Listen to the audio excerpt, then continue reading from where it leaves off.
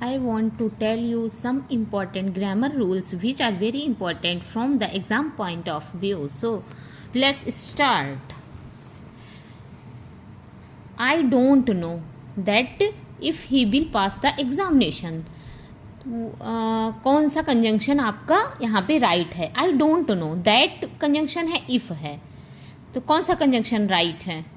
यहाँ पे आप सोचेंगे दैट इज़ राइट, बट अगर सेंटेंस में डाउट दिया है, इफ़ जो होता है कंजंक्शन, ये डाउट भी बताता है और कंडीशन भी बताता है। तो जहाँ पर ये कंडीशन बताएगा, तो ये कंडीशन तो अलग चीज़ है, if you work hard you will pass the examination. तो यहाँ पे इफ़ जो है आपका कंडीशन नहीं बता रहा है, क्योंकि इफ़ वाला सेंटेंस जिसमें कंडीशन बताया जाता है उसमें विल का यूज नहीं किया जाता है। यहाँ पे आपका ये सेंटेंस डाउट बता रहा है, जैसे आई डोंट नो, मैं नहीं जानता हूँ, ही विल पास द एग्जामिनेशन, तो आई डोंट नो यहाँ पे डाउट बता रहा है। तो जहाँ डाउट होगा वहाँ पर कंजंक्शन दैट का यूज नहीं होगा। That is very important for the exam point of view. तो यहाँ पे कंजंक्शन इफ़ का यूज किया जाएगा, क्योंकि इफ़ जो होता है डाउट और कंडीशन बताता है। दैट जो होता है कंजंक्शन से जब हम दो सेंटेंस को कनेक्ट करते हैं, जोड़ते हैं, तो वहाँ पे श्योरिटी के लिए तब हम दैट का यूज करते हैं।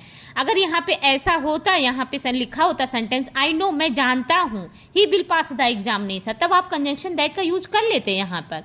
लेकिन यहाँ पे इस सेंटेंस में पहले ही डाउट बता रहा है, आई डोंट नो, मैं नहीं जानता हूँ, तब आप डाउट के लिए आपके पास दो कंडीशन है, दो कंजंक्शन का यूज कर सकते हैं। इफ़ का भी यूज कर सकते हैं और वेदर का भी यूज कर सकते हैं, क्योंकि इफ़ और वेदर जो होता है ये हमेशा जो होता है डाउट बताता है।